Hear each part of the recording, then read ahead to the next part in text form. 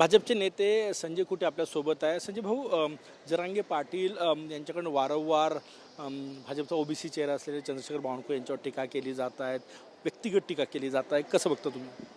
हे बघा, जरांगे पाटील जे आंदोलन करतायत त्याबद्दल आमचं काही दुमत नाही. त्यांनी त्यांचं आंदोलन करावं, मराठा समाजासाठी ज्या मागण्या आहेत त्या मागण्या कराव्यात. त्यामध्ये ज्या योग्य मागण्या आहेत त्यांचा विचार सरकार करतेच आणि केलेला सुद्धा आहे. आदरणीय देवेंद्रजी फडणवीस साहेबांनी आरक्षणसुद्धा दिलं, मराठा समाजासाठी वेगवेगळ्या प्रकारच्या योजना आणल्या. तर सगळ्या सरकार जे कायद्यामध्ये बसते ते सरकार करते आहे. परंतु ज्या प्रकारे मनोज जरांगे पाटील आरोप लावतात बावनकुळे साहेबांवर ते काही योग्य नाही आहे. कारण एकतर जात पडताळणी समिती जी आहे ती अर्धन्यायिक समिती आहे. त्यामुळे कोणाचा इंटरफेअर करून कोणाच्या याच्यामध्ये न्यायालयाच्या याच्यामध्ये सगळी ती समिती चालते. आता आपण पाहतो आहे की या 2-3 वर्षामध्ये जवळपास 2.5 लाख कुणबी प्रमाणपत्रासाठी व्हॅलिडिटीसाठी अर्ज दाखल झाले आणि त्यामुळे मराठवाड्यातली जवळपास 25,000 ते 26,000 अर्ज हे व्हॅलिडिटीसाठी दाखल झाले आणि त्यापैकी जवळपास 19-20 हजार अर्ज हे व्हॅलिडिटी त्यांना मिळालीसुद्धा आहे.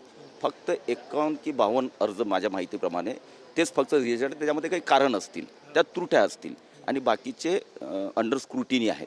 त्यामुळे आणि नाशिकमध्ये तर 1,20,000 अर्ज जे आहेत ते व्हॅलिडिटी मंजूर झाले कुणबी समाजाचे. त्यामुळे कुणबी समाजाचे ज्यांच्या नोंदी 1967 पूर्वीच्या आहेत त्यांना हे मिळणारच आहे. पण त्याला हे करत असताना बावनकुळे साहेबांवर उगीच टीका करणे हे काही लोकशाहीला धरून नाही आहे. महायुतीतले काही तुमचे पक्ष आहेत त्यांच्याकडनं जरांगे पाटील यांना तर फूस दिली जात नाही आहे ना, की हे बघा, फूस कोण देतंय कोण नाही हे जनता बघत राहते. आणि त्यामुळे जे काय चालू आहे महाराष्ट्राच्या राजकारणामध्ये, मराठा समाजाचं आरक्षण असेल, ओबीसींचा विषय असेल, धनगरांचा विषय असेल, या आरक्षणाचे विषय हे सातत्यानं चालू आहेत. परंतु माझं वैयक्तिक मत आहे की जे कायद्याच्या चौकटीत बसेल त्याचीच मागणी आंदोलनकर्त्यांनी करावी, जेणेकरून समाजाला कुठेही त्यामध्ये त्रास होणार नाही. काल मुख्यमंत्री देवेंद्र फडणवीस यांनी म्हटलं की ओबीसी म्हणून एखाद्या नेत्याला किंवा चंद्रशेखर बावनकुळेजी यांना टार्गेट करणं चुकीचं आहे. हे बघा, जेव्हा जी जबाबदारी ज्या नेत्यावर भारतीय जनता पार्टी देते ती जबाबदारी त्यांना प्रामाणिकपणे करण्याची आमची प्रवृत्ती आहे. आज बावनकुळे साहेबांकडे ओबीसी कमिटीचे ते अध्यक्ष आहेत. त्यामुळे ओबीसींच्या कोणत्याही हिताला धक्का लागू नये याची काळजी ते घेणारच आहेत. मी पण ओबीसी कमिटीचा किंवा ओबीसी मंत्री होतो. मी पण ओबीसी जेव्हा माझ्याकडे जबाबदारी पार्टीने तेव्हा मी ते करणारच आहे.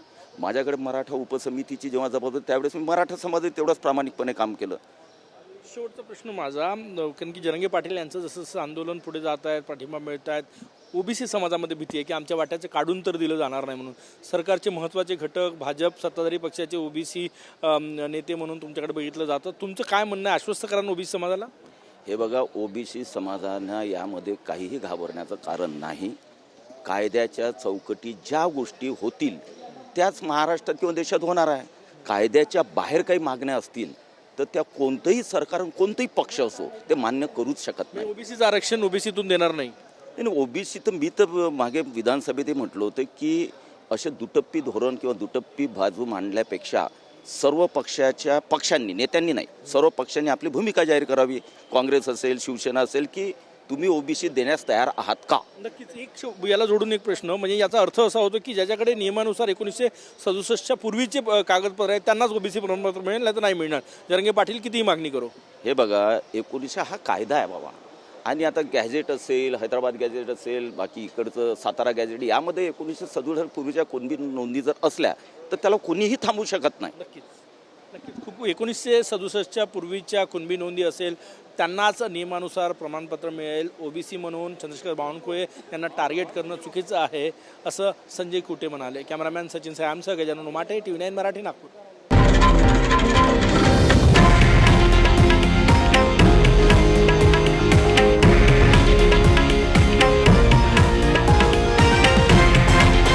हे आहे देशातील नंबर 1 न्यूज नेटवर्क आणि आपण पाहत आहात TV9 मराठी, एकमेव.